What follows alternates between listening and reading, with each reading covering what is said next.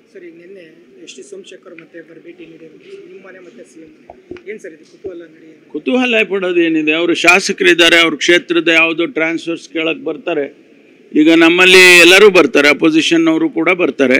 ಅವರ ಕ್ಷೇತ್ರಗಳಲ್ಲಿ ಯಾರೋ ಸಬ್ ಇನ್ಸ್ಪೆಕ್ಟ್ರನೋ ಯಾರೋ ಇನ್ಸ್ಪೆಕ್ಟ್ರನೋ ಟ್ರಾನ್ಸ್ಫರ್ ಮಾಡಬೇಕು ಅಥವಾ ಅವ್ರಿಗೆ ಬೇಕಾದವ್ರನ್ನ ಹಾಕಿಸ್ಬೇಕು ಅಂತೇಳಿ ಕೇಳೋದಕ್ಕೆ ಬರ್ತಾರೆ. ಅದೇ ರೀತಿ ಸೋಮಶೇಖರರು ಮತ್ತು ಹೆಬ್ಬಾರ್ ನಿನ್ನೆ ನಮ್ಮ ಮನೆಗೆ ಬಂದಿದ್ದರು. ಅದರಲ್ಲಿ ಹೆಚ್ಚಿನ ಅರ್ಥ ಕಲ್ಪಿಸೋ ಅಂಥ ಅಗತ್ಯ ಏನಿಲ್ಲ. ಒಂದು ವೇಳೆ ಅವ್ರು ನಮ್ಮ ಪಕ್ಷಕ್ಕೆ ಬರ್ತಾರೆ ಅಂದರೆ ಓಪನ್ ಆಗಿ ಬರ್ತಾರೆ. ಕದ್ದು ಬರೋದೇನಿದೆ, ಕದ್ದು ಬರೋದೇನು ಅಗತ್ಯ ಇಲ್ಲ. ಈ ಕಾಲದಲ್ಲಿ ಯಾರೂ ಕದ್ದು ಬರೋದಿಲ್ಲ, ನೇರವಾಗಿ ಬರ್ತಾರೆ.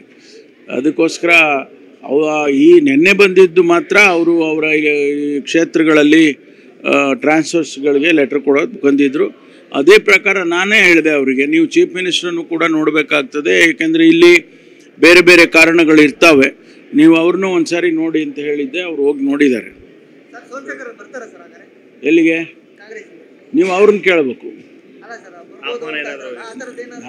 ನೋಡ್ರಿ, ನಮ್ಮನೆ ಬಾಗಿಲೇ ಯಾವಾಗೂ ತೆರೆದಿದೆ.